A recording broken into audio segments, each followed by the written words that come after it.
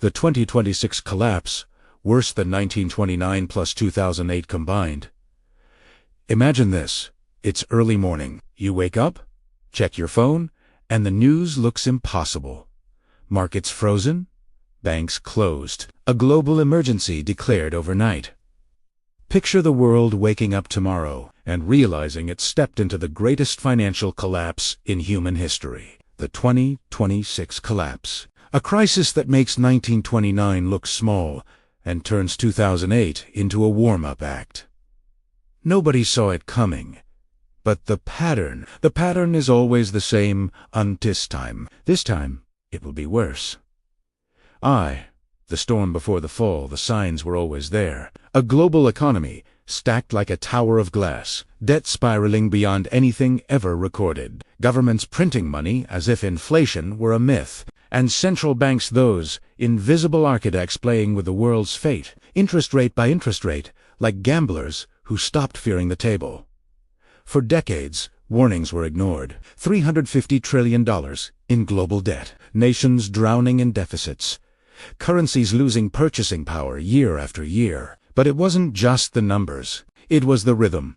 The same rhythm that echoed before every major financial cataclysm in history. The roaring 1920s, the inflationary 1970s, the reckless 2000s, the chaotic 2020 pandemic stimulus, the silent echoes of Weimar Germany. History doesn't repeat, but it rhymes. And the rhyme was growing louder every year.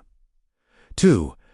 The debt machine. To understand 2026, you must understand the machine, the one device more powerful than tanks, missiles, or armies, more dangerous than any dictator, more destructive than any war. Debt. Countries used it to buy peace. Corporations used it to buy dominance. People used it to maintain lifestyles they couldn't afford. By 2025, global debt had ballooned to over $380 trillion, more than 4 times the planet's entire economic output. Imagine a family earning $30,000 a year and owing $120,000.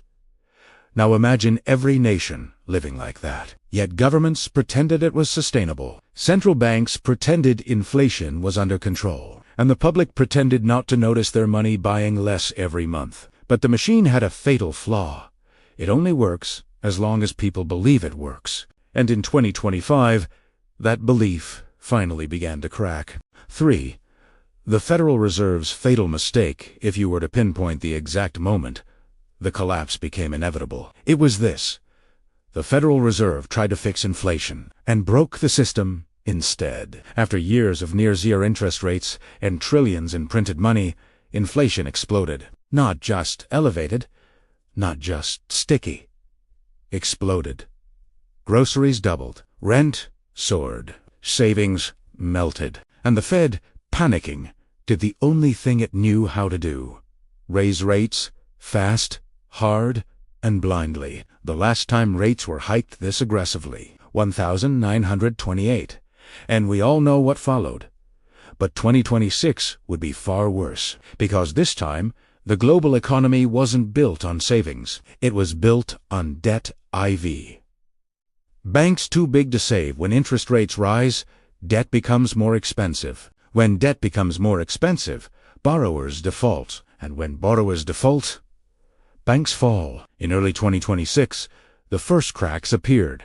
Regional banks collapsing quietly. Guessed like early 2008. But this time, something different happened. The big banks began to shake. JP Morgan, Citigroup, HSBC, Deutsche Bank, BNP, Paribas. Not collapsing outright, but showing stress indicators, invisible to the public but obvious to insiders.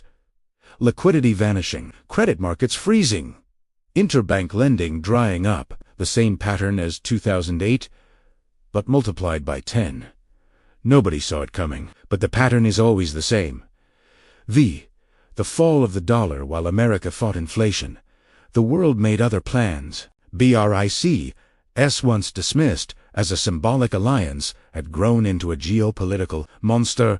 Brazil, Russia, India, China, South Africa, joined by Saudi Arabia, Iran, Egypt, and others. Together, they launched what no one believed possible, a commodity-backed trade currency.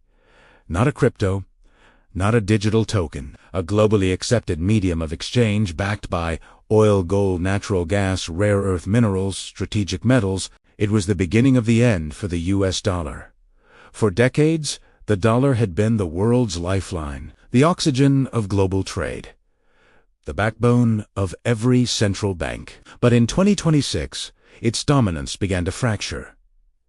Slowly at first, then suddenly. This wasn't just economics, it was geopolitical warfare. China had waited, Russia had planned, Saudi Arabia had pivoted, and BRICS had executed. The result?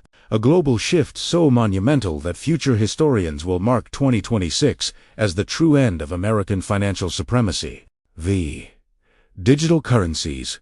The final turning point when the panic started. Governments responded with their favorite emergency tool. Digital money, the long-awaited central bank digital currencies. The US released FedCoin, Europe launched EU Digital. Japan pushed China used its existing ECNY infrastructure. At first, it was sold as a solution. Faster payments, more transparency, instant stimulus, elimination of fraud. But the truth was simpler. Control. Digital money allowed central banks to track every transaction, freeze accounts instantly, tax spending automatically, and, eventually, limit what people could buy. This wasn't a conspiracy. It was a feature. And as fear spread across the world in 2026, people adopted digital currencies without resistance. First, out of convenience. Then, out of necessity. Then, because there was no alternative. 7. Commodity markets detonate in March 2026. The spark finally hit the powder. Oil prices surged to $195 per barrel. Natural gas doubled overnight. Food prices spiked globally. Shipping routes froze. Ports slowed to a crawl. Container prices skyrocketed. The world was witnessing the perfect storm. A currency crisis, a debt crisis, a trade war, a commodity shortage, a banking meltdown. All happening at the same time. This wasn't 1929. This wasn't Tedros Milocho. This was something new. The convergence of all previous crises into one catastrophic collapse. 8. The wealth of nations evaporates. Stock markets plummeted globally. The S&P 500 lost 62% of its value in 3 months. The Dow erased a decade of gains. The Nasdaq collapsed under the weight of overvalued tech giants. But the biggest shock wasn't stocks. It was pension funds, sovereign wealth funds, real estate trusts, corporate bonds, the pillars of modern wealth. When interest rates rose and the liquidity vanished, these systems, quiet, massive, and trusted, simply imploded. Retirements gone. Governments insolvent, multinationals unable to refinance, real estate investors bankrupted. The world finally realized a painful truth. Wealth is not money. Wealth is stability, and stability was gone. Vanguard and the elites move in as middle-class families struggle to survive. Something darker was happening behind closed doors. The elites were making their moves. BlackRock, Vanguard, State Street, private equity giants, multinational banks. These institutions controlling more than $25 trillion collectively began buying everything.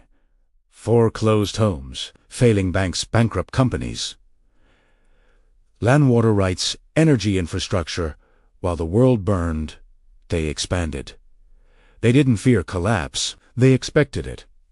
The pattern is always the same, and the elites always know the pattern. The breaking point. By mid-2026, the world entered the phase historians will one day call the Great Unraveling. Countries defaulted, governments lost control, riots erupted in multiple capitals: Argentina, Turkey, Egypt, Pakistan, South Africa, Thailand, Italy, Spain, Greece, A world no longer connected by trade, but divided by desperation. The global system built over 80 years fell apart in 80 days. The new global order when chaos ends, The collapse wasn't the end. It was the reset. 3 blocks emerged. 1. The BRICS plus commodity bloc centered around China, Russia, and Middle Eastern oil states. 2. The Western digital bloc, US, Canada, EU. Japan united by digital currencies. 3. The non-aligned survival bloc, nations forced to adapt to whichever side offered basic survival. Trade routes redrew themselves. Currencies were pegged to new anchors. The digital economy overshadowed the physical one. And for the first time in history, the United States wasn't leading the new order. 12. What comes after a global collapse? It's tempting to think of collapse as an ending.